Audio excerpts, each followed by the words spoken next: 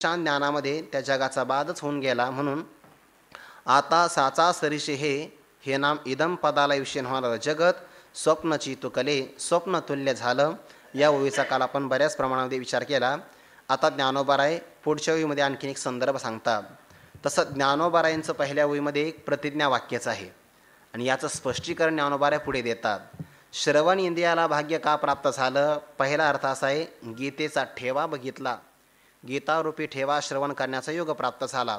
याचं स्पष्टीकरण ज्ञानोबाराय पुढे करतात. आधीची विवेकाची गोठी वरी प्रतिपादी श्रीकृष्ण जग जेठी आणि भक्तराज किरीटी परिसत असे.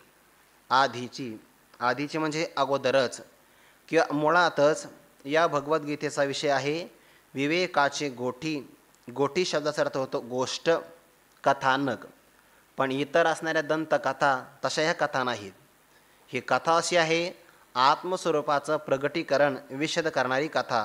म्हणून अगोदरच असणारी विवेकाची गोष्ट वरी त्यातल्या त्यात जगजेठी श्रीकृष्ण प्रतिपादी अत्यंत जगामध्ये श्रेष्ठ असणारा किंवा अत्यंत प्रतापशाली असणारा श्रीकृष्ण परमात्मा त्या कथेचं प्रतिपादन करतो.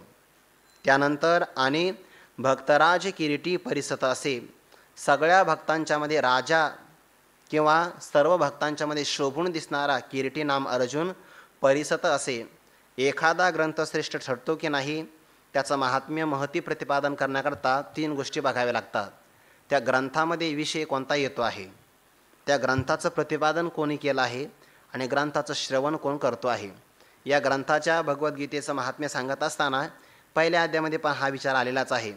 जे अपेक्षी जे विरक्ती सदा अनुभवी जे संती सोहम भावी पारंगती रमी जे जेथ. मग जे भगवद्गीता म्हणी जे ब्रह्मेशावनी प्रशंसीजे जे सनकादिकी शेवीजे आदरीशी. घुले बाबा या वयावर सांगायचे बघा पाठामध्ये की ग्रंथाचा असणारा विषय, ग्रंथाचं श्रवण कोण करतं यावरून ग्रंथाची गरिमा, महिमा, मोठेपणा, महात्म्य आपल्या लक्षात येत असतं. ज्ञानोबाराय 3 प्रकारच्या गोष्टी याच ओवीमध्ये सांगतात. एखाद्याने गीतेचं महात्म्य विचारलं तर की सरळ ही ओवी सांगून टाकावी. गीतेचं महात्म्य काय आहे? आधीची विवेकाची गोठी वरी प्रतिपादी श्रीकृष्ण जग जेठी आणि भक्तराज किरीटी परिसत असे क्रमशः पदाचा आपल्याला विचार करायचा. या ग्रंथामध्ये काय प्रतिपादन केलं जाणार आहे? विवेक प्रतिपादन केला जाणार.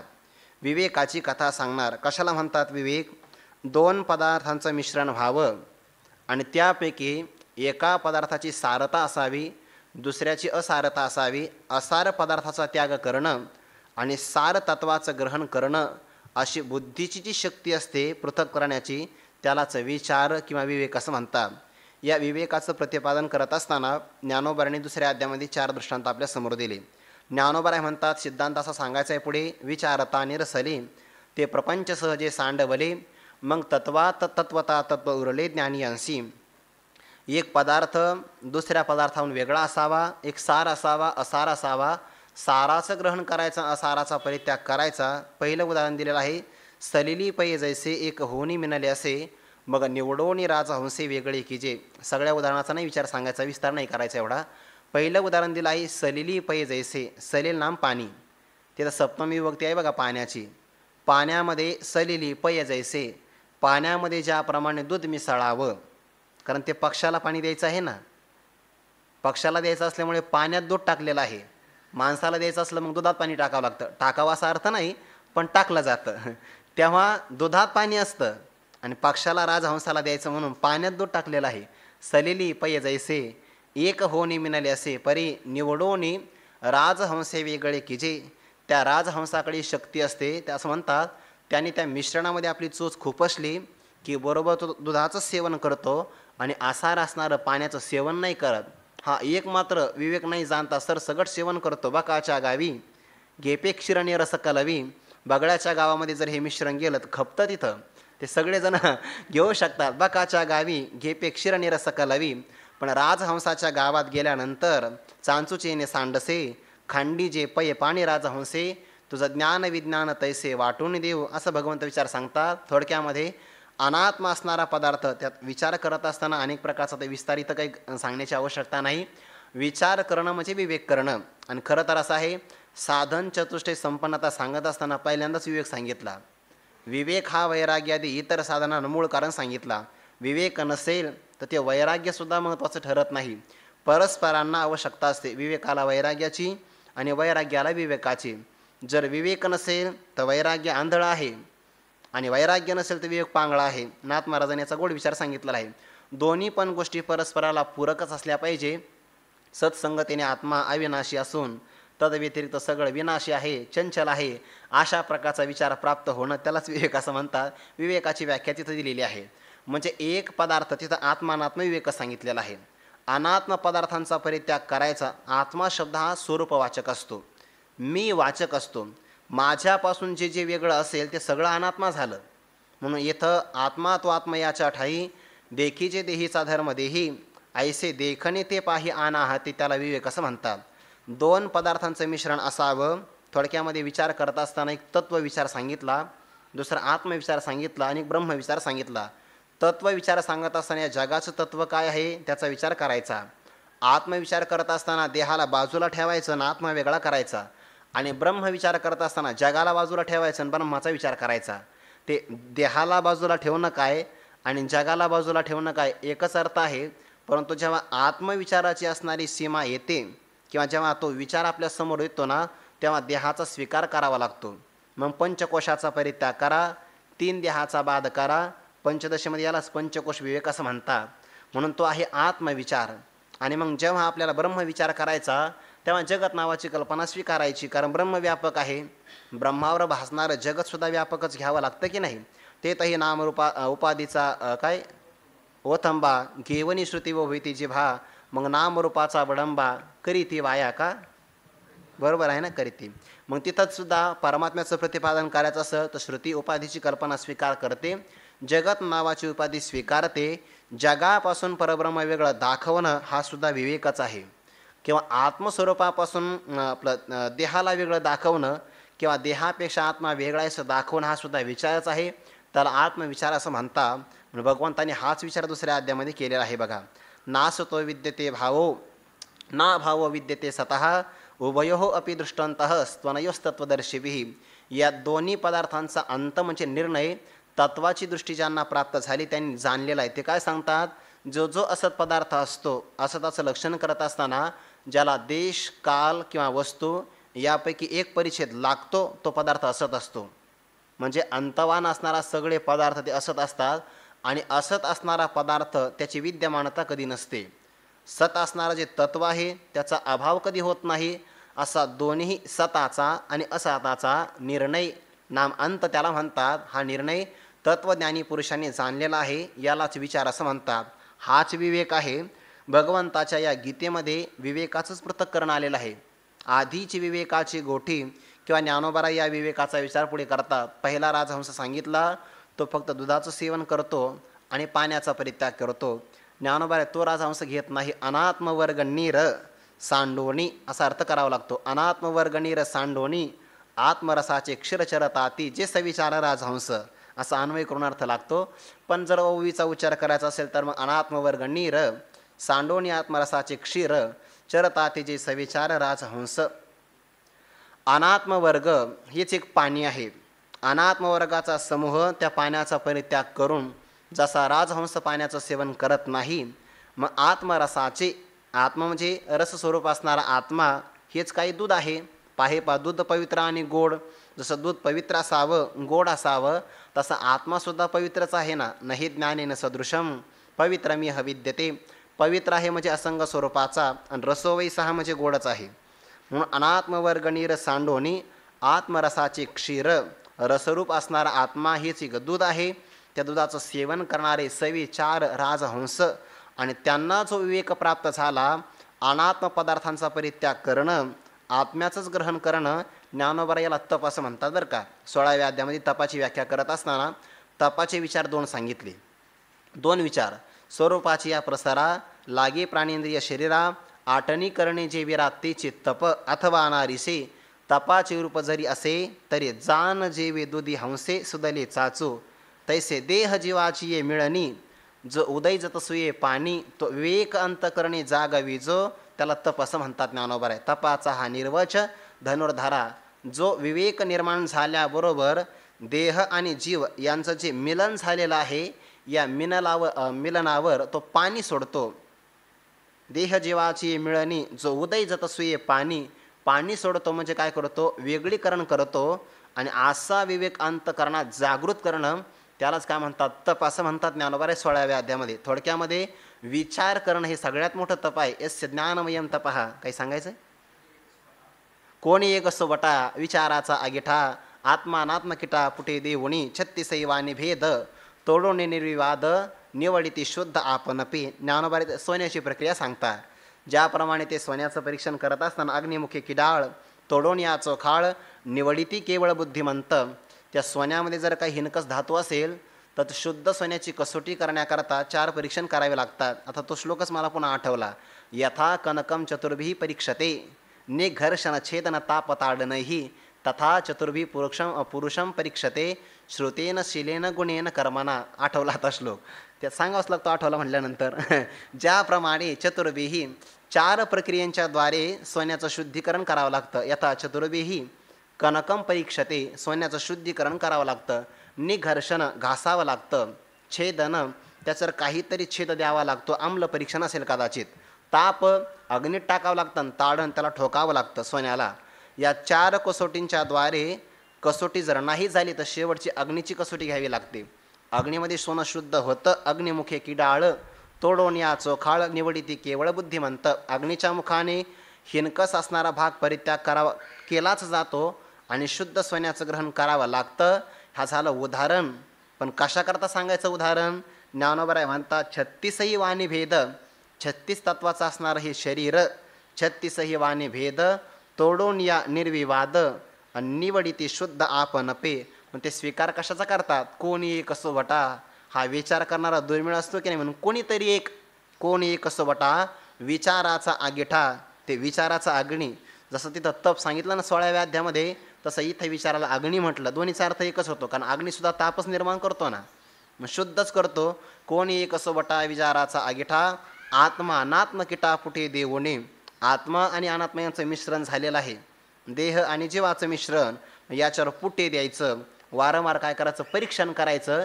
मग 36 तत्वाचं असणारं शरीर वेगळं बघायचं आणि त्यापेक्षा आत्मा वेगळा जाणायचा. निवडिती शुद्ध आपणपे. आपण स्वतः मी असंग स्वरूपाचा आहे असं विचाराने जाणता. त्या पंचदशीमध्ये हाच विचार आलाय बघा. त्या पंचकोशाचा विचार करत असताना ते हेतू दिले सगळ्यांचे. ते स्थूल देह का नाही म्हणे आत्मा? कार्यत्वात. जे जे कार्य असतं ते अगोदर नसतं नंतर नसतं. ते मनमय कोश आत्मा का नाही? विकारित्वात.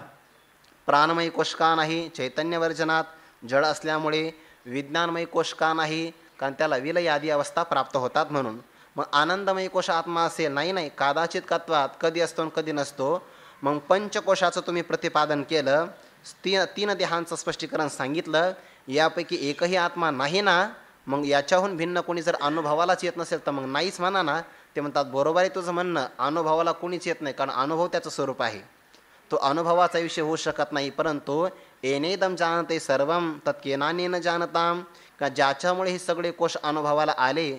बाळम निद्रादये सर्वे अनुभूयन्ते न चेतरहा. पण ज्याच्यामुळे हे सगळे अनुभवाला आले त्याला जाणलं पाहिजे की नाही. मग स्वयमेवानुभूतित्वात विद्यतेनानुभव्यता ज्ञातृज्ञानांतराभावात अज्ञेय न तो सत्तया. तो मात्र असत स्वरूपाचा असं म्हणता येत नाही. तिथे पण विवेकच आला. दुसऱ्या अध्यायात पण विवेकच आला. 13व्या अध्यायामध्ये सुद्धा विवेकच आलेला आहे. 16व्या अध्यायामध्ये तपाचं चिंतन करत असताना विवेकच आला. म्हणून अगोदरच विवेकाची गोष्ट. पण इथला जो विवेक आहे तो आत्मानात्म विवेक आहे बरं का.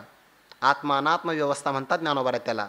आत्मानात्म व्यवस्था ते 13व्या अध्यायामध्ये पुढंच आहे बघा. आता पूर्ण मला आठवत नाही. परंतु आधीच अगोदरच मूळचाच विवेकाची गोष्ट असावी. आणि ती विवेकाची गोष्ट प्रतिपादन करणारा म्हणजे थोडक्यामध्ये आत्मज्ञानाचं स्पष्टीकरण सांगणारा वक्ता पण फार महत्त्वाचा असतो. विषयाचा मोठेपणा वक्त्यावर अवलंबून असतो आणि वक्त्याचा मोठेपणा श्रोत्यावर अवलंबून असतो. हे फार महत्त्वाचं आहे. कारण भक्तराज किरीटी परिसत असे असं म्हटलेलं आहे. तो काही कोणाला मिस कॉल नाही देत. परिसत असे तो ऐकतो आहे. चला, आधीची विवेकाची गोठी. अगोदरच विवेकाचा विचार या ग्रंथामध्ये आलेला आहे. शिवाय वरी त्यातल्या त्यात प्रतिपादी श्रीकृष्ण जगजेठी. प्रतिपादन कोण करतो आहे? जगजेठी अत्यंत प्रतापशाली असणारा पराक्रमी. जगाला ज्याने जिंकून घेतलं. जग ज्याच्यावर अध्यस्त आहे. सगळ्या जगात ज्याचा प्रवेश आहे, नाही सगळ्या जगाचा जो गुरु आहे, कृष्णम वंदे जगद्गुरुम, असा जगजेठी असणारा श्रीकृष्ण प्रतिपादी याचं प्रतिपादन करतो किंवा स्पष्टीकरण करतो. ज्ञानोबराला हे आश्चर्य वाटलंय बघा. बाप बाप ग्रंथ गीता, जो वेदी प्रतिपाद्य देव होता तो श्रीकृष्ण वक्ता जी ग्रंथी, ते तिचे गौरव कैसे वाहनावे. बाप रे बाप म्हणे.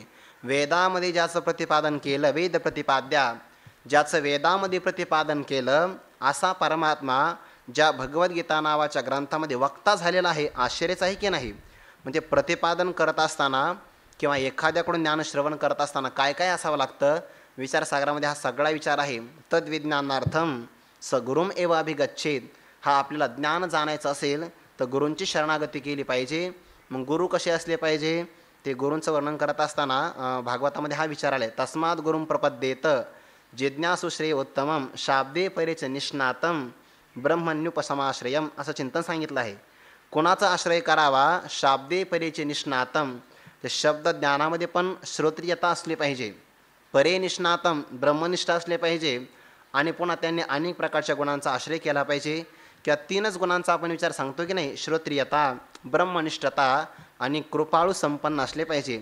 जे प्रतिपादन करतात श्रीकृष्ण भगवान परमात्मा, त्यांच्या ठिकाणी सुद्धा हे 3 लक्षण बघावे लागेल की नाही आपल्याला. कारण परमात्मा प्रतिपादन करतात श्रीकृष्ण जगजेठी भगवंत प्रतिपादन करणाऱ्या या ग्रंथामध्ये, तर भगवंताची श्रोत्रियता सांगण्याकरता जास्त विस्तार करण्याची आवश्यकता नाही, स्पष्टीकरण करण्याची गरज नाही. श्रोत्रियता कोणाला प्राप्त होते, जे सगळ्या वेदाचं अध्ययन करतात त्यांना श्रोत्रियता प्राप्त होते. सकल शास्त्राचं समन्वयाने ज्यांचं अध्ययन त्यांना श्रोत्रियता असं म्हणतात. म्हणजे सगळ्या शास्त्राचं अध्ययन आहे त्यांचं. का बरं? कारण शंका जर निर्माण झाल्या तर निवृत्त करण्याकरता शास्त्राचं अध्ययन असावं लागतं. त्याकरता श्रोत्रियता. स्वतःच्या उद्धाराकरता काही लागत नाही, म्हणजे जास्त काही लागत नाही.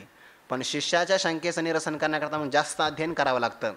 आपल्या उद्धाराकरता एक ओवी पण पुरेशी झाली. सुखी संतोषानं यावे, दुःखी विषादानं भजावे, लाभाला बन धरावे मना माझी, देखी अखंडित प्रसन्नता. यापैकी कोणती एक ओवी असेल, सिद्धांताची एक ओवी, एक तरी ओवी अनुभवावी. स्वतःच्या उद्धाराकरता जास्त लागत नाही. पण समाजाला सांगायचं असेल किंवा शिष्याच्या शंका निवारण करायचं असेल तर मग सकल शास्त्राचं समन्वयाने अध्ययन असावंच लागतं. थोडक्यामध्ये श्री गुरूंच्या ठिकाणी कोणते अधिकारी भेटतील सांगता येत नाही. याकरता श्रोत्रियता असावी लागते. शास्त्राचं अध्ययन संपादन झालं, वेदाचं सकल ज्ञान कळालं की श्रोत्रियता येते की नाही. पण भगवंताला हे अध्ययन करण्याची गरज पडली नाही. ज्याच्या अध्ययनामुळे इतरांना श्रोत्रियता प्राप्त होते त्या वेदाला याने शिकवलं. येणेची पढवून वेद केला शहाणावो, वेदातेही पडविता आदि गुरु तू, जयाच्या निश्वासी जन्म झाले वेदरासी. ज्या वेदाचं अध्ययन करून इतरांना श्रोत्रियता प्राप्त होते त्या वेदाला यांच्यापासून ज्ञान प्राप्त झालं. म्हणून तो नेती नेती म्हणून बहुडे सनकाधिक वेळे पिसे झाले, तोही अंथरुणा तळवटी दडे, अंथरुणा तळवटी दडे. ते वेदाचा विचार केला. अगोदरची कोवी आहे. ज्ञानोबा असं म्हणता, पहापा जाणीवेची निबळे, कोणी वेदापासून असे आगळे. जाणीवेच्या बाबतीमध्ये वेदापेक्षा कोणी संपन्न आहे का? कोणीच नाही. वेदाला सर्वज्ञ कल्प असं म्हणतात. जवळजवळ सर्वज्ञ आहे वेद, पूर्ण सर्वज्ञ नाही. आणि भगवंत मात्र त्या वेदालाही ज्ञान प्रतिपादन करून देतो ना. म्हणून परमात्मा श्रीकृष्ण जगजेठी आहे. श्रोत्रियता आहे. ब्रह्मनिष्ठता आहे की नाही भगवंताची? आहे ना ब्रह्मनिष्ठता. कारण ब्रह्मनिष्ठ कोणाचं जीवन असतं, ज्याच्या जीवनामध्ये अनुकूलता प्रतिकूलता आली तरीही बोधापासून ज्याचं मन विचलित होत नाही ना, ते ब्रह्मनिष्ठच असतात. आणि भगवंताचं वर्णन करत असताना सर्वै ते ज्ञानीना समाहा हे सांगत असताना कृष्ण भोगी शुकस्त्यागी सांगितलं की नाही. राज्य करणारे जनक आणि प्रभू रामचंद्र आहे, त्यागी शुकाचार्य आहेत. आणि सगळ्या भोगामध्ये राहत असताना देखील आपल्या ज्ञानामध्ये कोणत्याही प्रकारचं मालिन्य येत नाही. ही ब्रह्मनिष्ठताच आहे. ब्रह्मानंदे सदा डुल्लतो, परमात्म्याची ब्रह्मनिष्ठता. बोधामध्ये कोणत्याही प्रकारची मलिनता नाही. ते भगवंतांनी सांगितलं ना, आमचे गुरुजी आली म्हणे यमुनीच्या पलीकडे. मग सगळ्या धर्मपत्न्यांना सांगितलं जा म्हणे, त्यांना खूप आहार लागतो. मग त्यांच्याकरता तुम्ही आता आमचेच गुरु म्हटल्यानंतर आमच्यावर तुमचं प्रेम आहे, मग गुरुजींचं तुम्ही पूजन केलंच पाहिजे. काही गुरूंचं पूजन नाही, गुरूंच्या देशाकडून वारा जरी आला तरी त्याला साष्टांग नमस्कार घालावा. ती एकडून येत असे वारा, देखोनी धावे सामोरा. श्री गुरु जर पलीकडच्या यमुनेच्या काठावर आले असतील त्यांना भोजन घेऊन जायचं. पण जायचं कसं? यमुनेला पूर आलेला आहे, मला ब्रह्मनिष्ठता सांगायची आहे. यमुनेला पूर आला, मग भगवंतांनी सांगितलं काही नाही, यमुनेच्या काठावर गेल्यानंतर फक्त एवढं सांगायचं, आमचा पती असणारा भगवान श्रीकृष्ण परमात्मा बालपणापासून अखंड ब्रह्मचर्याचं निष्कलंक रीतीनं परिपालन करत असेल तर यमुना वाट दे. एवढा संकल्प म्हटल्याबरोबर यमुना दुभंग पावली. सगळ्या असणाऱ्या भगवंताच्या त्या गोपिका धर्मपत्न्या अन्न घेऊन गेल्या आणि दुर्वासांना सांगितलं प्रसाद घ्या. ते सगळं 60 खंडे अन्न म्हणतात एकट्या दुर्वासाने खाल्लं. जायचं कसं पुन्हा माघारी, सेवा तर झाली, आलात कसे म्हणे, अशा पद्धतीनं आलो. जा म्हणे आता यमुनेच्या काठावर जाऊन सांगायचं की एवढं अन्न सेवन करून दुर्वास जर उपवासी असेल, लहानपणापासून उपवासी असेल तर यमुनेला सांगा वाट दे. यमुनेनं वाट दिली. त्या गोपिका विचार करतात जसा गुरु तसा शिष्य, दोघे खोटे बोलतात म्हणे. एवढं अन्न खाल्लं तरी उपवासी आणि आमच्यासोबत रासलीला करतो तरी अखंड ब्रह्मचर्याचं पालन करणारा, जसा गुरु तसा शिष्य. बरं हे यांचं खोटं म्हणावं तर दिली वाट यमुने माई खरी हो. यमुनेनं मात्र आपल्याला वाट दिली की नाही. भगवंताला विचारलं कसं आहे म्हणे हे. भगवंताने सांगितलं असंगत्वाचा बोध आहे आमचा. आम्ही जरी अनेक प्रकारचे कर्म केले तर कर्माचा लेप आम्हाला लागत नाही. नमे पार्थास्ति कर्तव्यम त्रिषु लोकेषु किंचन नानवाप्तम वाप्तव्यम वर्त एवच कर्मणी. कर्मामध्ये मी लिप्त होत नाही. म्हणजे कर्म कसे करतो, सकाम पुरुष जसा असतो तसे कर्म करतो. ही आमची ब्रह्मनिष्ठता आहे. तरी पुरतेपणा लागी आणि दुसरा नाही जगी. ऐशी सामुग्र्या माझ्या अंगी जाणसी तो जाणली की नाही. भगवंताची ब्रह्मनिष्ठता आहे.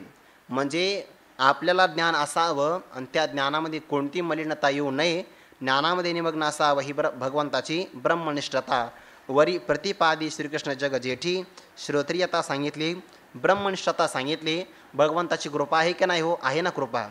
अर्जुनाचं निमित्त करून सगळ्या जगावर कृपा आहे. कैसा विश्वाची या कृपा करोनी महानंद सोपा. अर्जुन व्याजी रूपा अनिला देवे. जगावर काय कृपा आहे किंवा तो कृपावसी अवलिळा रक्षिला आता. तैसिया पंडकुमारा व्याकुळा मिरवतसी श्रीकृष्ण जवळा. तो कृपावसी अवलिळा रक्षिला आता. शिष्याला दुःख प्राप्त झालं तर त्याचं दुःख निवारण करण्याकरता तळमळ वाटणं हे श्रीगुरूंचे कृपाळूपणाचं लक्षण आहे. आता तो उदार कैसा वर्षेल तेने अर्जुना चळू निवेल. मग नवी विरुडी फुटेल उन्मेषाची. श्रोत्रियता, ब्रह्मनिष्ठता आणि कृपाळू या 3 सद्गुणांनी संपन्न असणारे श्रीकृष्ण परमात्मा या ग्रंथामध्ये अर्जुनाला विवेकाचं प्रतिपादन करतात. आणखीन एक विचार सांगता येईल बरं का. वरी प्रतिपादी श्रीकृष्ण जग जेठी. परमात्मा जेव्हा प्रतिपादन करतो ना, त्या प्रतिपादनाचं आणखीन एक वैशिष्ट्य आहे. भगवंतानी अर्जुनाला ज्ञान सांगितल्यानंतर अर्जुनाचा मोक्ष प्राप्त होईल यात नवल नाही. भगवंताने ज्याला मारलं ना रागावून त्याला सुद्धा मोक्ष प्राप्त होतो. श्रीकृष्ण कोपोणी ज्यासी मारी हा श्रीकृष्ण आहे की नाही. तो श्रीकृष्ण कोपोणी ज्यासी मारी तो पावे परब्रह्म साक्षात्कारी. मग कृपेने उपदेश करी तो कैशापरी न पवेल. जर भगवंताने एखाद्याला रागावून मारलं, क्रोधाने संपन्न होऊन मारलं तरी त्याला परब्रह्माचा साक्षात्कार होतो. आणि जो परमात्मा अत्यंत कृपेनं अर्जुनाला उपदेश करतो आहे तो अर्जुन परब्रह्म स्वरूपाला प्राप्त होणार नाही असं घडेल का. असं घडणारच नाही. ते कोपोनी कसा काही प्रसंग प्राप्त झाला. ते भगवंत अवताराला आले आणि भगवंताच्या बरोबर भगवंताची असणारी शक्ती माता लक्ष्मी ते कौंडिन्यपुरामध्ये अवताराला आल्यात. एका दिवसाचा प्रसंग असा आहे. उपवर झाल्यानंतर नारद महर्षी एकदा सहज दर्शनाला गेले. आपली माताच आहे की नाही लक्ष्मी माता. दर्शनाकरता जावं आणि मग तिथे गेल्यानंतर तो भीमक राजा आहे की नाही, त्याचीच भीमकी नावाची कन्या म्हणजे रुक्मिणी माता.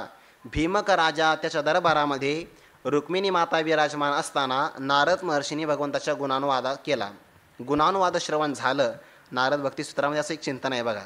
ते भक्ती प्राप्त होते ना लोकेपी भगवद्गुण श्रवण कीर्तनात. आपल्याला भक्ती प्राप्त होऊ शकते. भगवंताचे गुण श्रवण झालं आणि ते कीर्तन नारदांनी केलं. नारदांच्या मुखातून ब्रह्मनिष्ठ महात्मा भगवंताचा असणारं गुणानुवाद करतो आहे. ते श्रवण झाल्याबरोबर रुक्मिणी मातेला समाधीच लागली श्रवण केल्याबरोबर. ते नाथ महाराजांनी खूप गोड चिंतन सांगितलं बरं का रुक्मिणी स्वयंवरामध्ये. ऐकल्याबरोबर समाधी अवस्था प्राप्त झाली आणि ती भीमकाला जाणवलं की आपली कन्या भगवंताच्या गुणावर आसक्त झाली. वास्तविक प्रेम गुणरहित असतं पण आकर्षित करण्याकरता भगवंताला गुण घ्यावेच लागतात की नाही. सकाळीच आपण विचार केला ते कसं असतं. अनिर्वचनीय प्रेम स्वरूपम.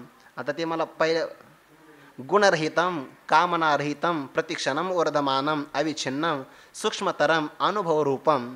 त्या प्रेमाचा असा विचार सांगितला. अनिर्वचनीयम प्रेमस्वरूपम. प्रेमाचा शब्दामध्ये विचार सांगता येत नाही पण नारदांच्या मुखातून ती गुणश्रवण झाल्याबरोबर समाधी अवस्था प्राप्त झाली आणि कोणत्याही कन्येला असंच वाटत असतं ना, कन्यावर येते रूपम. भगवंताचे सगळ्या त्रैलोक्यामध्ये विख्यात असणारे गुण, जगातलं सगळं सौंदर्य भगवंतालाच आश्रयभूत झालं, भगवंताच्या आश्रयाला आलं. हे ऐकल्याबरोबर रुक्मिणी मातेने मनाशी विचार केला की मला विवाह करायचा, तो परमात्म्याशीच करायचा. भीमक राजेसुद्धा तयार झाले विवाह करता, फक्त एकच व्यक्ती आडवा आला. रुक्मिणी मातेचा बंधू रुक्मी. त्याने सांगितलं नाही नाही म्हणे. त्या भगवंताला आपल्याला तिथं व्याजस्तुती अलंकारामध्ये इतकं गोड चिंतन सांगितलं नाथ महाराजांनी. काय म्हणे, काय पराक्रम आहे भगवंताचा. भगवंताने मारलं कोणाला म्हणे, वत्सासुराला. एक वासरू मारलं हो म्हणे. आजगराला मारलं, आगासुराला एक किरडो मारलं, असं त्यांनी चिंतन केलं. म्हणजे त्या रुक्मिणी सांगत असताना भगवंताचे गुण नाही सांगितले, कमीपणा सांगितला. काय म्हणे, त्या पुतण्याला मारलं, बिभत्स नावाचा रस सांगितला तिथं. काय मारलं म्हणे, पराक्रम नाही. ज्याच्या असणाऱ्या आईवडिलांचाच पत्ता नाही, अनादी असल्यामुळे ते तर निंदा करतोय, पण व्याजस्तुती नावाचा अलंकार सांगितला नाथ महाराजांनी. म्हणून भगवंताला माझी बहीण मी देणार नाही, माझा असणारा जो मित्र शिशुपाल त्यालाच मी माझी बहीण देणार. आता रुक्मिणी मातेने सांगितलं, ते कुठंतरी मी ऐकला, मला ते सापडला नाही संदर्भ, पण फार गोड आहे. त्याच्यामध्ये श्लेष अलंकार आहे. श्लेष अलंकार कसा आहे, श्रीकृष्ण नवरा मी तयाची नवरी, शिशुपाल नवरा मी नवरी. जर भगवंत नवरा असेल तर मी त्याची नवरी होण्याकरता तयार आहे, आणि शिशुपाल नवरा असेल तर मी नवरी, मी त्याचा स्वीकार नाही करणार. नवरी म्हणजे न वेगळा घ्यायचा, नवरी मी त्याचा स्वीकार करणार नाही. पण आता काय करावं, भावापुढे कोणाचं काही चालत नाही. रुक्मिणी मातेने सुदेव ब्राह्मणाला पत्र पाठवलं. पत्राचा भाव कळाला, भगवंत प्रगट झाले. रुक्मिणी मातेचं अपहरण भगवंताने केलं, विवाह केला. हे कोणाला कळालं, जो तयारीने आला होता लग्नाच्या त्याला कळालं. शिशुपालाला आदल्याच दिवशी तो आला होता, भगवंताच्या अगोदर एक मुक्कामाला, सप्ताह सुरू होण्याच्या आदल्या दिवशी तो आला. मुक्कामालाच आला ना, विवाहाच्या अगोदरच. पूर्वीच्या काळातली ती प्रथा आहे. लग्नाला आदल्या दिवशी आला, विवाहाचा मुहूर्त जवळ आला, आणि भगवंताने आपली असणारी धर्मपत्नीचीला आपण मानलं, तिचं अपहरण झालं. कुणाला सहन होईल एवढा मोठा अपमान. म्हणजे मंडपातून असणारी कन्या पळून जावीन एवढा मोठा अपमान. तो रागवला. तो काही सामान्य शिशुपाल म्हणजे भगवंताचा आत्याचाच मुलगा आहे, आणि मग त्याला तो प्रसंग खवळला. अगोदरच द्वेष निर्माण झाला, पण आता अपमानाचा बदला घ्यावा तरी कुठं, एक प्रसंग प्राप्त झाला. धर्मराजाने राजसू यज्ञाचं आयोजन केलं, आणि राजसू यज्ञाची परिसमाप्ती होत असताना भीष्माचार्याने विचारलं की अग्रपूजेचा मान कोणाला द्यावा. भीष्माचार्याने सांगितलं, दोन गोष्टी बघायच्या. ज्यांचं पहिलं पूजन करायचं त्यांचं एक तर ज्ञान बघितलं पाहिजे, आणि दुसरी महत्त्वाची गोष्ट त्यांचं सामर्थ्य बल बघितलं पाहिजे. भगवंत कसे आहे, पितास्य लोकस्य चराचरस्य त्वमस्य पूजस्य गुरुर्गरीयान नत्वत्समहा. तुमच्या समान कोणीच नाही, पूजनीय पण आहात, गुरुही आहात आणि मोठे आहात, अग्रपूजा त्यांची करा. आणि हे बघितलं शिशुपालाने, ज्याचं वय कमी आहे, ज्याने आपल्या असणाऱ्या धर्मपत्नीचं अपहरण केलं, रासलीला केल्या, गोकुळात असताना अनेक प्रकारच्या चोऱ्या केल्या, आणि त्याला अग्रपूजेचा मान, एवढं मोठं पद त्याला प्राप्त झालं.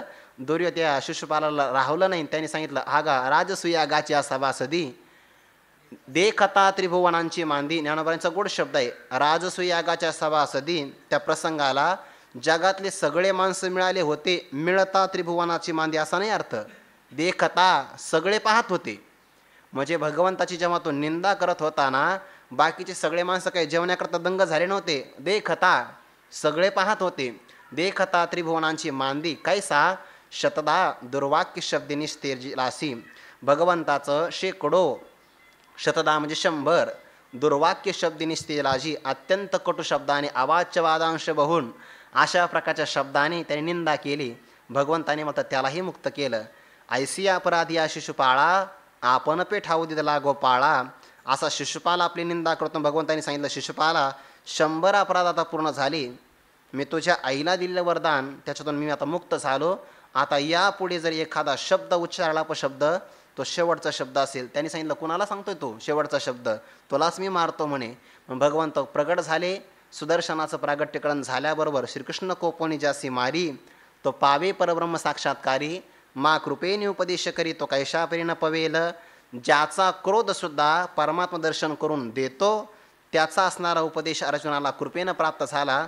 परब्रह्म साक्षात्कार नाही का होणार. म्हणून वरी शिवाय प्रतिपादी श्रीकृष्ण जग जेठी. आणि श्रवण करणारा कोण आहे हो, भगवंताला तेवढ्याच तोला मोलाचा देखील अधिकारी प्राप्त झाला ऐकण्याकरता. ते काय असतं, वक्त्याला किती खुलवायचं हे श्रोत्या नाही, हा बरोबर आहे. वक्त्याला किती खुलवायचं त्याच्या बुद्धीमध्ये किती विषयांचं स्फुरण करायचं हे सगळं श्रोत्यावर अवलंबून असतं. अहो चंद्रकांत द्रवता किर होये परी ती हातवटे चंद्रे की. चंद्रीची आहे का? मला ते पूर्ण म्हणा बरं. हां, म्हणून वक्ता तो वक्ता चिनो हे श्रोते नवीन. चंद्रकांत नावाचा जो मणी आहे तो द्रवीभूत होऊ शकतो, पण त्याची ती हातवटी, त्याचं असणारं कौशल्य चंद्राकडेच आहे. सोमकांताचा डोंगर असंच आहे बघा पुढे ओवी. विगरोनी सरोवर हो पाही जैसा. चंद्राचं जर अत्यधिक किरण प्राप्त झाले तर चंद्रकांत नावाचा मणी काय होतं, पाझरतो, पण ती हातवटी चंद्राकडेच आहे. तसं वक्तासुद्धा पाझरतो, पण ती हातवटी श्रोत्याकडेच आहे. म्हणून वक्ता तो वक्ता नोहे श्रोते नवीन. ज्ञानोबा पुढे सांगतात बघा, श्रोता दुष्यता तळी वितुळे मांडला रसो. वक्त्याने किती रसांची मांडणी केली आणि श्रोत्याचं लक्ष नसेल तर मग वक्त्याला असं वाटतं यापेक्षा दोर घेतलेला चांगला. श्रोता दुष्यता तरी वितुळे मांडला रसो. रसाची मांडणी केली म्हणून वक्त्याची असणारी प्रतिभा किती खुलवायची श्रोत्यावर अवलंबून असतं. भगवंताला दोनच श्रोते मिळाले जीवनामध्ये, दोनच. कोण कोण? जे निजधामाला जात असताना उद्धव नावाचा श्रोता मिळाला, आणि भगवंताला रणांगणावर कुरुक्षेत्रावर भक्तराज अर्जुनासारखा श्रोता मिळाला. ज्ञानोबा स्पष्टीकरण सांगतात, भक्तराज किरीटी परिसत असे. ज्याचं किरीटी हे नाव आहे आणि भक्तराज विशेषण आहे बरं का. ते अर्जुनाच्या 10 नावामध्ये भक्तराज हे नाव नाही. अर्जुन, फाल्गुन, जिष्णू, किरीटी, श्वेतवाहन, बिभत्स, विजय, धनंजय, आणखीन 1-2 नावं मला आठवत नाही. श्लोकच पाठ होता पण आता नेमकं आठवत नाही. नंतर आठवता सांगेल भक्तराज किंवा किरीटी शब्द आला कुठे तर, किंवा उद्या सांगेल शोधून. आणि भक्तराज किरीटी परिसत असे. किरीटी हे ज्याचं नाव आहे असा सगळ्या भक्तांचा राजा आहे अर्जुन. या भक्तराज शब्दाचे 2 अर्थ होतील बरं का. 2 अर्थ होतील. कोणते अर्थ होतील? एक तर सगळ्या भक्तामध्ये जो राजा तो भक्तराज आहे, किंवा सगळे भक्त ज्याची भक्ती करतात असा परमात्मा ज्याचा भक्त झाला तो अर्जुन म्हणजे भक्तराज आहे ना. परमात्मा सेवाच करतो की नाही अर्जुनाची. ऐका अर्जुन इथं की बोलिला, तव श्रीकृष्ण रथ पेलेला दोही सैन्यामाची केला उभा तेने. दोन्ही सैन्यांच्या मध्यभागी रथ उभा केला म्हणजे आज्ञा परिपालन करतो. मग जो परमात्मा ज्याचा भक्त झाला आणि परमात्मा सत्ता जो गाजवतो तो अर्जुन किरीटी परिसत असे. तो ऐकतो आहे, हे फार महत्त्वाचं आहे. नाहीतर ऐकण्याचा प्रसंग आहे का कुरुक्षेत्रावर? नाही नाही ना. रणांगणावर काही लोकांचं विव्हळणं आहे म्हणजे रडणं आहे, हत्तींची चित्कार आहे, घोड्याचा आवाज, रथांचा खडखडाट आहे, रक्ताचे पाट वाहतात, बाणवरी धनुर्धर वर्षताती निरंतर, प्रळयांत जलधर आणि वारका, असा बिकट प्रसंग आहे. ते अर्जुन ज्ञानश्रवण करत असताना असं एकांतामध्ये नाही गेलेला. शुचोदेशी प्रतिष्ठाप्य असं नाही, किंवा विविक्त देशी सेवित्वम रतिर्जन संसदी असं पण नाही, विविक्त सेवेला घवासी असा पण अर्थ नाही बघा. वनांतरामध्ये नाही, एखाद्या शांत आश्रमात सुद्धा नाही, रणांगणावर ज्ञानश्रवण करते. किती योग्यता असेल मोठी. इतक्या बिकट परिस्थितीमध्ये पण श्रवण करणं हे काही सामान्य लक्षण नसतं. भक्तराज किरीटी परिसत असे तो श्रवण करतो आहे. म्हणून अर्जुन सामान्य नाही बरं का. जे जे माणसं श्रवण करतात ना त्या सगळ्या श्रवण करणाऱ्यामध्ये अर्जुन राजा आहे, राजा. म्हणे परिसनियाच्या राया ऐके बापा धनंजया, ऐसी तेथं जळो सरली या माया, जाळीते तेही जळे. जळो सरली या माया, मायेला जाळणारं ज्ञान जाळीते तेही जळे.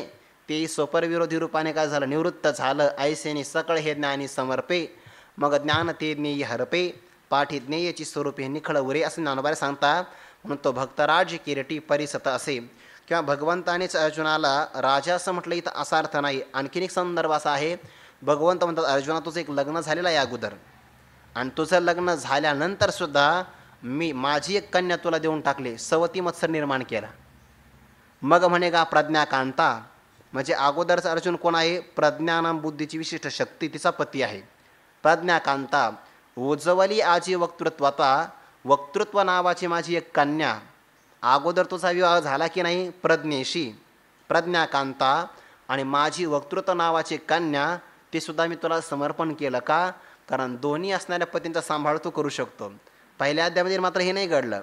अपैसी कृपा उपजनी तिने अपमाने निघाली वीरवृत्ती, ते वीरवृत्ती निघून गेली कारण दयावृत्ती निर्माण झाली. पण तिथे मात्र बहुतेक हा 17व्या अध्यायामध्ये हा ओवी आहे. मग म्हणे का प्रज्ञाकांता उज्ज्वली आजी वक्तृत्वता, जे बोला एवढा श्रोता जोडलाशी, जेवढं आम्हाला बोलायचं तेवढ्याच योग्यतेचा आम्हाला श्रोता प्राप्त झाला. नाही, भगवंत जे बोलतात ते अर्जुनाला कमीच वाटतं आहे. श्रीकृष्णोक्ती सागरा हा अगस्तीचे दुसरा अगस्ती आहे, पण तो अगस्ती मात्र समुद्राचं जलप्राशन करणारे अगस्ती ऋषी आहे. आणि हा अगस्ती म्हणजे भगवान श्रीकृष्ण नावाचा सरोवर त्यालाच प्राशन करणारा. म्हणून घोट भरूप आहे एक सरा अवघे, याचा देव निरूपिते थे कुले. एवढे श्रोतेपण फाकले, जसे आकाशाखेम पसरिले दाही दिशी.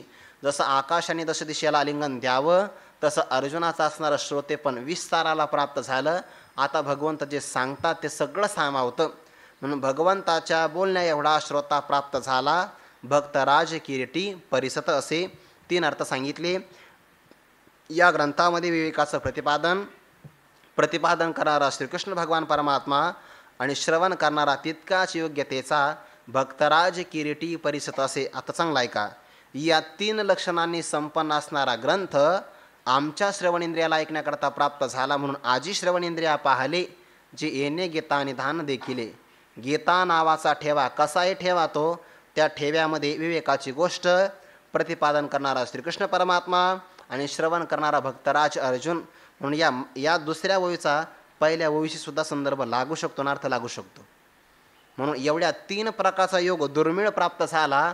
आणि असा भगवद्गीता नावाचा ग्रंथ गीता निधान श्रवणेंद्रियाला ऐकण्याकरता भेटला ना. म्हणून पाहले, आजी श्रवणेंद्रिया पाहले, जे येणे गीता निधान देखिले, असा पण अर्थ लागू शकतो. वावगं काही ठरणार नाही. आधीची विवेकाची गोठी ज्याच्यामध्ये आत्मात्मविवेकाचं प्रतिपादन केलं ते भगवंतासारख्या वक्त्याने केलं आणि अर्जुनासारखा श्रोता ऐकण्याकरता आहे. ज्ञानोबराय म्हणतात हा योग सहसा मिळत नाही. कधीकधी वक्ता सात्विक असतो, श्रोता तेवढा योग्यतेचा मिळत नाही. चांगल्या प्रकारचा श्रोता मिळणं हे सुद्धा भाग्य असतं बरं का वक्त्याचं. ते आपण जर नेवाशा भागामध्ये गेलं ना, तर ज्ञानेश्वरी पूर्ण पाठांतर असणारे श्रोते समोर असतात. भाग्याचं आहे असे. आणि मी ते एक कीर्तन केलं, ते मला फक्त वव्या सांगत होते ती मंडळी, म्हणजे बंशी महाराज तांबे यांचे शिष्य असणारे जुने वयोवृद्ध मंडळी. टाळ घेऊन उभे असताना वव्या सांगायचे, आपण फक्त वाक्य सांगायचं, ते वव्या सांगायचे. मी म्हटलं आता क्षमा करा बरं का, मला कीर्तन करायचं आहे. एवढी तयार मंडळी त्या भागामध्ये. हे सुद्धा भाग्य असावं लागतं, कारण त्यांची सेवा घडते. भक्तराज किरीटी परिसत असे, वक्त्याला तेवढ्याच प्रकारचा तोडीचा श्रोता मिळणं किंवा श्रोत्याला तेवढ्याच प्रतीचा वक्ता मिळणं, हे दोन्ही परस्पराचं भाग्य असतं. आणि हा योग या गीतेमध्ये जमून आला. याकरता ज्ञानोबाराय पुढच्या ओळीमध्ये सांगतात, जैसा पंचमाला पसुगंध की परिमळ आणि सुस्वाद, भला झाला विनोद कथेचा इये. जैसा पहिल्या पदामध्ये चरणामध्ये एक उदाहरण आहे, दुसऱ्या चरणामध्ये दुसरं उदाहरण आहे आणि उर्वरित चरणामध्ये मात्र सिद्धांत सांगितला की अशी गोष्ट घडली. जैसा पंचम आलाप सुगंध, ते संगीताच्या क्षेत्रामध्ये जास्त आपल्याला माहिती नाही, पण स्वरा माझी सुहावा पंचम जैसा, सगळ्या स्वरामध्ये चित्ताकर्षक असणारा, चित्ताला स्थैर्य प्राप्त करून देणारा, सगळ्या स्वरामध्ये पंचम नावाचा स्वर फार गोड असतो. पंचम स्वर कसा असतो, वसंताचं आगमन झालेलंच आहे आता, थोडंसं आळंदीच्या बाहेर जायचं.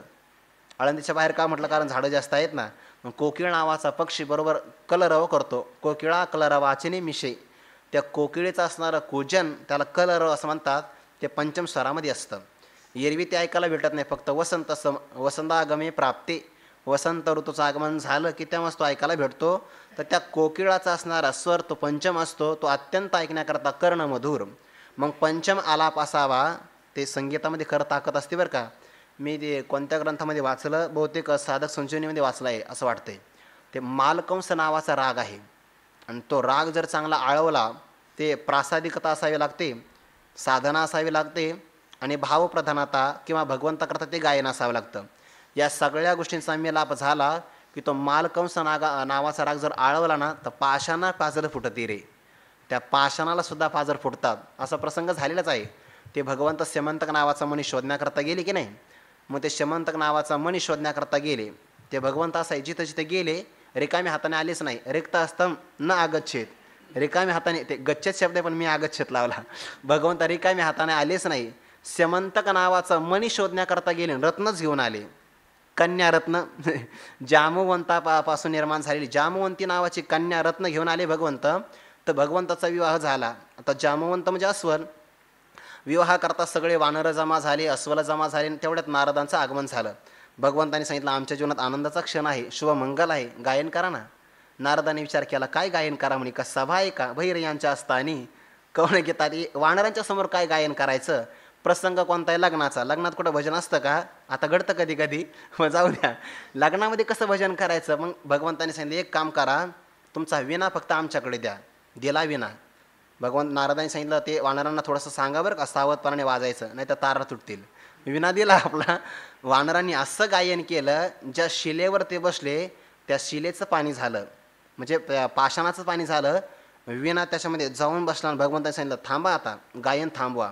गायन थांबल्याबरोबर पाषाण पुन्हा पाषाण झाला. विना त्यामध्ये घट्ट रुतून बसलं. भगवंतांनी सांगितलं चला नारदजी आता असं गायन करा, पुन्हा पाणी झालं पाहिजे पाषाणाचं. नारदाने सांगितलं हे ऐकून माझंच पाणी झालं, आता विना नाही काढू शकत. का, संगीतात ताकद असते. जैसा पंचम आलाप सुगंध, स्वरामध्ये अत्यंत कर्णमधुर असणारा स्वर असावा पंचम, तो पंचम आलाप. आलाप म्हणजे गायन, पंचम स्वराचं गायन आणि त्या गायनाला पुन्हा सुगंध असावा, म्हणजे हा दुर्मिळ योग असतो. किंवा दुसरं उदाहरण की अथवा परिमळ आणि सुस्वाद सुगंध असावा आणि त्या सुगंधाला पण म्हणजे नादमाधुरी असावं. नाही रे, परिमळ म्हणजे सुगंध, बरोबर आहे. नादमाधुरी पाठीमागच गेलं. परिमळ असावा म्हणजे सुगंध असावा, त्याला गंधमाधुरी असं म्हणतात. त्या गंधाचं माधुर्य आणि त्याला पुन्हा रसमाधुरी असावं, म्हणजे परिमळ सुगंध असावा आणि त्या सुगंधाला पुन्हा काय असावं, रुचकर स्वाद असावा. म्हणजे सुगंधसुद्धा नुसता नाकाने घ्यायचा असं नाही, जिभेनं चाकतासुद्धा आला पाहिजे, इतकं जबरदस्त. मग तो योग किती दुर्मिळ असेल. तैसा जहाला विनोद कथेचा ये, तसा या भगवद्गीतेचा विनोद कौतुक करमणूक अशी झाली म्हणे. कारण भगवंतासारखा असणारा वक्ता आणि अर्जुनासारखा असणारा श्रोता अत्यंत दुर्मिळ, पण या गीतेच्या संबंधाने एकत्र आले ना, म्हणून ये कथेचा, या भगवद्गीतेच्या कथेचा विवेकाची गोठी ज्यामध्ये आली, आशा कथेचा वियोग कौतुक करमणूक असं झालं. ज्ञानोबा म्हणतात जाऊ द्या म्हणे, हे सगळ्यांनाच मिळेल सुगंध किंवा त्याचा असणारा रुचिकर स्वाद किंवा आलाप आणि त्याला पुन्हा सुगंध सगळीकडेच प्राप्त होईल असं सांगता येत नाही.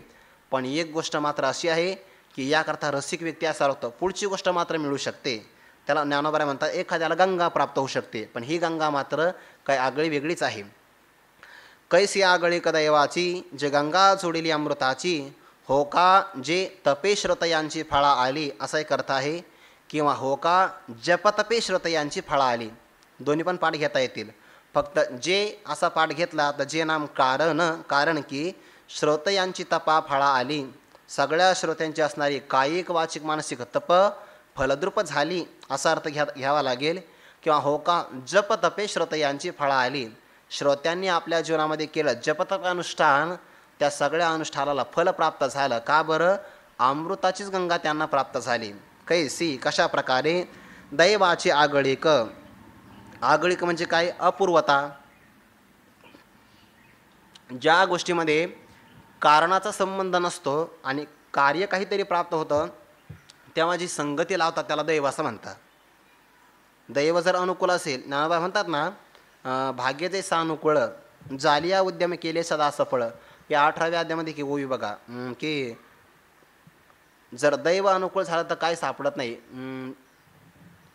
जे थचे माने फळाशी काय बघा, ते दैवाची अनुकूलता. मी उदाहरण सांगतो, ओवी आठवली तर सांगा, म्हणजे आता मला संदर्भ पूर्ण आठवत नाही. ते आकाशवाही बापिया घरीचे पाणी किंवा कुर्मीची आपिली दिठी पान्हा ये धनंजया, याच्या अगोदरची ओवी बघा. त्या हां वा, जो व्यवहार जेथन घडे तयाचे फळ तेथची जोडे, काय दैवन सापडे सानुकूळी. वा, जो व्यवहार जिथं घडू शकत नाही तोच व्यवहार तिथं घडला तर त्याला दैवाची अनुकूलता असावी लागते, प्रारब्ध मानावं लागते. त्याकरता त्या कासवीच्या दृष्टीमध्ये पान्हा फुटतो ना, दैव आहे त्या पिलाचं. किंवा आकाशवाही बापी या घरीचे पाणी, आकाश त्या बापी म्हणजे त्या चकोरा करता पाणी धारण करत आहे, त्याचं दैव आहे. म्हणून जेव्हा एखादं कारण सापडत नाही आणि गोष्ट तर घडते, त्याला भाग्य दैव मानावं लागतं. ज्ञानोबराय म्हणतात त्या दैवाची आगळी कथा अपूर्वता अशी आहे. कैसी आगळी का दैवाची, जे गंगा जोडली पाण्याची नाही अमृताची. पाण्याची गंगासुद्धा प्राप्त होणं हा सुद्धा फार मोठा योग आहे. तिथे सुद्धा पुण्यच असावं लागतं ना. गंगेचं पाणी काय पाणी थोडीच आहे, अमृतोदक आहे ना, ते अमृत स्वरूप आहे. पण इथे जी गंगा प्राप्त झाली ती अमृताची, जोडे अमृताची सुरसरी, ते प्राणात अमर करी, स्नाने पाप तापवारी गोडीही दे. अमृताची गंगा प्राप्त झाली तर सेवन करणारा व्यक्ती बुडला तरी मरत नाही, कारण प्राणात अमर करी, ते आपल्या प्राणाला अमर करते. स्नाने पापही जातं, तापही जातं, गोडी प्राप्त होते. पण ही अमृताची गंगा, ती अमृताची गंगा प्राप्त झाली तर कदाचित देहाची पुरंदर 14 जाती असं घडू शकतं. पण इथे भगवंताच्या मुखातून प्राप्त झालेली ज्ञानामृताची गंगा आहे. ते आनंद ज्ञानामृताची जान्हवी असं पण आहे ना 15व्या अध्यायामध्ये एक पद, जे आनंदचंद्रीची 17वी असं पण आहे. ज्ञानामृताची जान्हवी, ज्ञानरूपी अमृताची गंगाच प्राप्त झाली. पण एक असं आहे, जी गंगा प्राप्त झाली ती भगवंताच्या चरणापासून, आणि भगवद्गीता नावाची गंगा प्राप्त झाली भगवंताच्या मुखापासून. मनोनी भलतेने तसद्भावे नाहावे, येतुलेनी प्रयाग माधव विश्वरूप पहावे, येतुलेनी संसाराशी द्यावे तिळोदक. पण प्रवेश कसा करायचा या गंगेमध्ये? मग श्रवणाची निद्वारे, तीर्थीरगता सोपारे. कुणी निर्माण केलं? ज्ञानदेव म्हणे दातारे माझीनी केली. निवृत्तीनाथांचा प्रसाद आहे. एक गंगा भगवंताच्या चरणापासून प्राप्त झाली. चरणी जन्मली पै गंगा, भगवंताच्यापासून चरणकमलापासून ती गंगा प्राप्त झाली. तिच्या स्नान प्राप्त झालं तरी फार मोठा योग आहे. पण हे स्नान सर्वांना करता येतं. येथ अर्जुनची काय म्हणू पातला, आजी आवडत याही सुकाळ झाला, जे गीतार्थ आला मराठी येईल.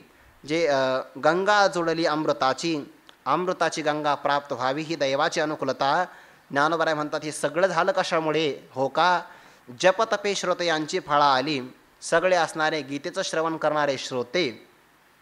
कोण कोण श्रवण करतं? सनकादिकी शेवीचे आदरीशी.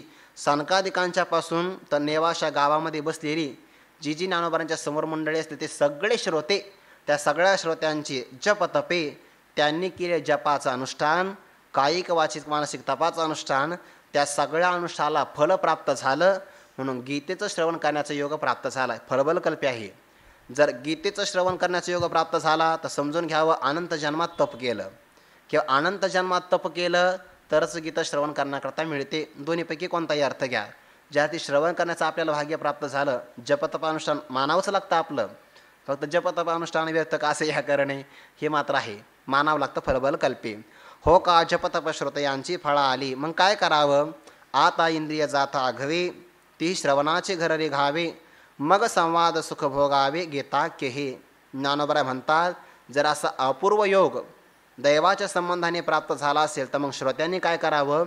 श्रोत्यांनी बाकीच्या गोष्टीकडे आता लक्ष देऊ नये. मग आता इंद्रिय जाता आघवे, सर्व इंद्रिय मनोदशेंद्रियाध्यक्षम, या सर्व इंद्रियांनी, इंद्रिय जात म्हणजे समूह, सर्व इंद्रियांनी श्रवणाचे घर रे घावे, श्रवण इंद्रियाच्या घराला मुक्कामाला यावं. जसं 11व्या अध्यायामध्ये सगळे रस कुणाच्या मुक्कामाला आले आहे बघा? मुक्कामाला जिथं शांताची या घरा, अद्भुत आला हे पाहुणेरा, एरा ही रसा पंथी करा झाला मान.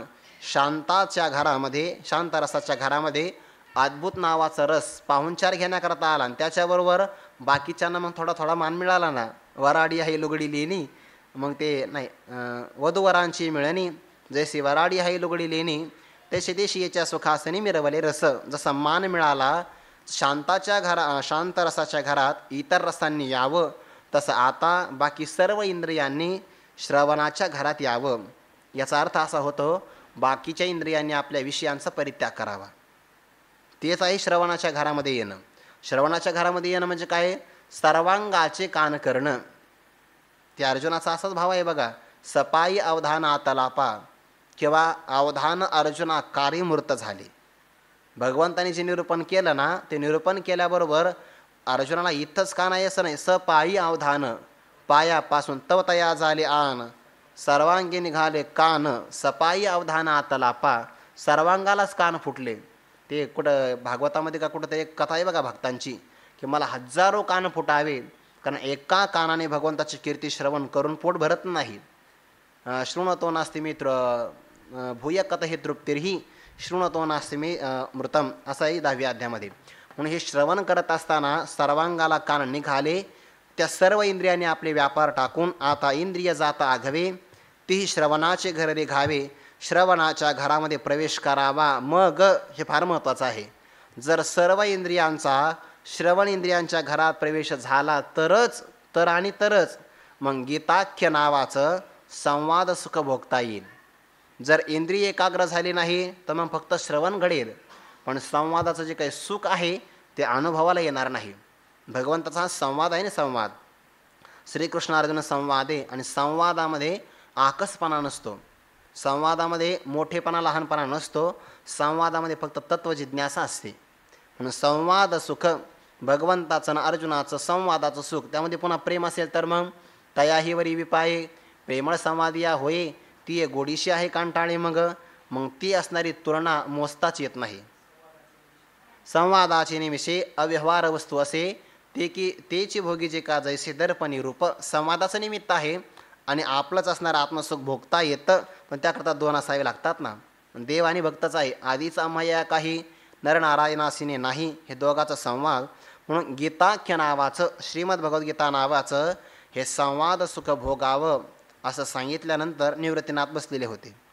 त्यांच्या लक्षात आलं, ज्ञानोबाने सांगितलं श्रवणेंद्रिया पाहले, श्रोत्यांचं जप तप अनुष्ठानाला आलं. भगवंत गीतेचं प्रतिपादन करतात, अर्जुन श्रवण करतो आहे विवेकाची गोष्ट, आणि सर्व इंद्रियांनी श्रवणाच्या घरात त्रिगुण प्रवेश करावा.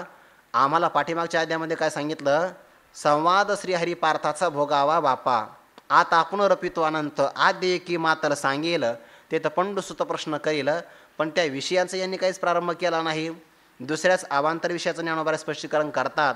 गीतेची थोरवी सांगतात, आम्हाला गीतेची थोरवी नाही ऐकायची, साक्षात संवाद ऐकायचा आहे. म्हणून निवृत्तीनाथ महाराजांनी ज्ञानोबाने थांबवलं. हा अतिसो अति प्रसंगे सांडवणी कथाची ते सांगे, जे कृष्णार्जुन दोघे बोलत होते.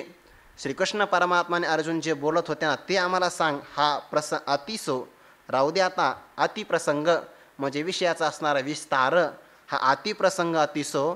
आता निवृत्तीनाथ ज्ञानोबाने म्हणतात हा प्रसंग राहू द्या, तर आपण तरी कशाला विचार करायचा, त्याचा विचार आपण उद्या करूया. पुंडलिक वरदारी विठ्ठल श्री ज्ञानदेव तुकाराम माऊली ज्ञानेश्वर महाराज की जय. जगद्गुरु तुकाराम महाराज की जय. सद्गुरु जोग महाराज की जय.